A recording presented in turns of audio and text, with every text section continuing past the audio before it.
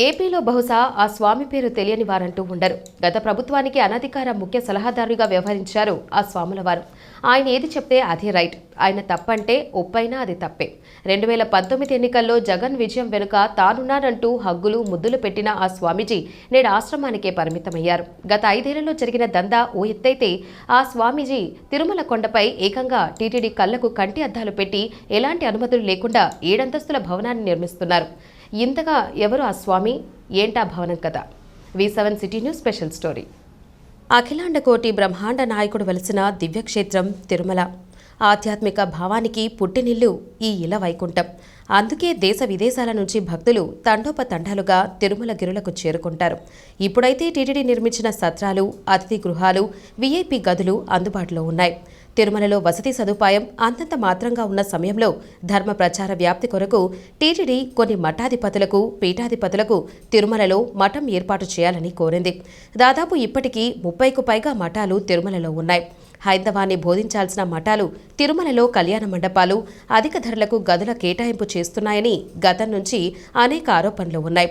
కేవలం ధనార్జనే ధ్యేయంగా తిరుమలలో మఠాల వ్యవహార శైలి ఉన్నట్లు ఆరోపణలు గుప్పుమంటున్నాయి. గత ప్రభుత్వంలో టీటీడీలోని కొందరు అధికారులు వారి మాట చెల్లుబాటు అయ్యేలా మఠాలకు కావలసిన సౌకర్యాలను అందించారనే వాదన ఉంది. దీనివల్లే తిరుమలలో మఠాల ఆగడాలకు అంతు లేకుండా పోతోందంటూ భక్తులు, కొందరు స్థానికులు విమర్శలు చేస్తున్నారు. ఇదంతా ఓ ఎత్తైతే గత ప్రభుత్వంలో అనధికార సలహాదారుడిగా పనిచేశారు విశాఖ శారదాపీఠం పీఠాధిపతి స్వరూపానేంద్ర సరస్వతి. హిందూ ధర్మంలో ఎలాంటి సందేహాలు వచ్చినా స్వామీజీనే ముందుండి పరిష్కరించేవారు. దీంతో ఆగమ సలహా మండలి మాట కంటే స్వామీజీ మాటే అధికంగా చెల్లుబాటయ్యేది. స్వామీజీ నోటి వెంట వచ్చిన వాక్కే నిజమనేలా ప్రచారం సాగేది. ఆలయంలో చెల్లించాల్సిన మార్పులకు స్వామి ఇచ్చే లేఖలే బ్రహ్మాస్త్రంగా పరిగణలోకి తీసుకునేవారు. కొన్ని సందర్భాల్లో ఆగమ సలహా మండలి కన్నా ముందే స్వామివారి సిఫార్సు తీసుకునేవారు. ఇదంతా కేవలం అధికారుల వద్ద మెప్పు పొంది తనకు కావలసిన పనులు చేసుకునేవారంట స్వరూపానంద. ఇలా ఆయన తిరుమలలోనూ, విశాఖ, ఇతర ప్రాంతాల్లో వేల ఎకరాలు వేద పాఠశాల కోసం తీసుకున్నారనే టాక్. తిరుమలలో స్వామీజీ అక్రమాలు బయటపడటం విశేషం. ధర్మ ప్రచారం, అనుగ్రహ భాషణం కోసం మఠంకు స్థలమిస్తే స్వామి ఆక్రమ చూసి స్థానికులు, అధికారులు, స్వామీజీలు షాక్కు గురవుతున్నారు. టీటీడీ ఇచ్చిన అనుమతి కన్నా శ్రీ విశాఖ శారదాపీఠం అక్రమ కట్టడాలు నిర్మించినట్లు రికార్డ్స్ ఆధారంగా తెలుస్తోంది. వడ్డించేవాడు మనవాడైతే ఏ బంతిలో కూర్చుంటేనేం అన్నట్లు గత ప్రభుత్వ హయాంలో రోడ్డు మీదకు చొచ్చుకు వచ్చినట్లుగా ఈ భవనం విశాఖ శారదాపీఠం నిర్మిస్తోంది. వైసీపీ ప్రభుత్వం ఏర్పాటైనప్పటి నుంచి తిరుమల కొండ మీద ఈ మఠందే హవా అన్నట్లు సాగింది. ఈ మఠంలో 2 కళ్యాణ మండపాలు, 20 గదులు ఉన్నాయి. మంచి డిమాండ్ ఉన్న మఠం కావడంతో ఎప్పుడూ రద్దీగానే ఉంటుంది. దీంతో మఠం భవనాలను కోరుకున్న రీతిలో విస్తరిస్తున్నారు. గ్రౌండ్ ఫ్లోర్ కాక మరో 3 ఫ్లోర్లకు మించి తిరుమల కొండ మీద నిర్మాణాలు సాగరాదన్నది పర్యావరణ నిబంధనలు ఉన్నాయి. శారదాపీఠం మాత్రం మరొక అంతస్తు అదనంగా కట్టిస్తోంది. వీటిలో మరో 38 గదుల నిర్మాణం సాగుతోంది. ఇప్పటికే 70% పూర్తయింది. ఈ గదులు కూడా అందుబాటులోకి వస్తే దాదాపు 60 గదులతో భారీ వ్యాపారమే సాగుతోంది.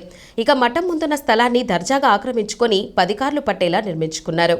ప్రభుత్వం మారిన అనంతరం అక్రమాలపై ఇటు నూతన కూటమి ప్రభుత్వం, అటు పార్టీ కార్యకర్తలు ప్రత్యేక దృష్టి పెడుతున్నారు. పెద్ద స్వాములోరుగా వ్యవహరించిన విశాఖ శారదాపీఠం నుంచే ప్రక్షాళన కావాలని కోరుకుంటున్నారు. ఇప్పటికే శారదాపీఠం అక్రమాలపై జన సైనికులు ఈవో, ఎస్టేట్ అధికారుల దృష్టికి తీసుకువెళ్లి అక్రమ కట్టడాన్ని కూల్చివేయాలని కోరారు. తాజాగా శుక్రవారం నాడు శ్రీ శ్రీనివాసానంద స్వామి శారదాపీఠం అక్రమాలను చూసి ఒకంత షాకుకు గురయ్యారు. విశాఖ శారదాపీఠం పేరుతో తిరుమలలో అక్రమ కట్టడాలు నిర్మించాయని ధ్వజమెత్తారు. వాగును అన్యాక్రాంతం చేసి చెట్లు నరికివేశారని ఆవేదన వ్యక్తం చేశారు.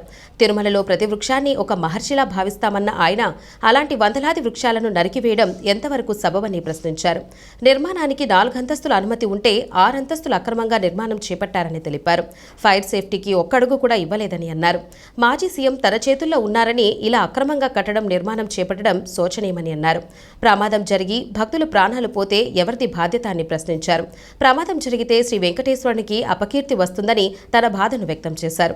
ఈ అక్రమ కట్టడాలను టీటీడీ ఎందుకు కూల్చడం లేదని ప్రశ్నించారు. 2150 ఎస్ఎఫ్టీని శారదాపీఠం దురాక్రమణ చేసినట్లు టీటీడీ రికార్డ్స్ చెబుతున్నాయని అన్నారు.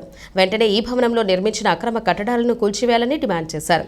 అయితే టీటీడీ నుంచి ఎలాంటి స్పందన వస్తుందో వేచి చూడాల్సిందే.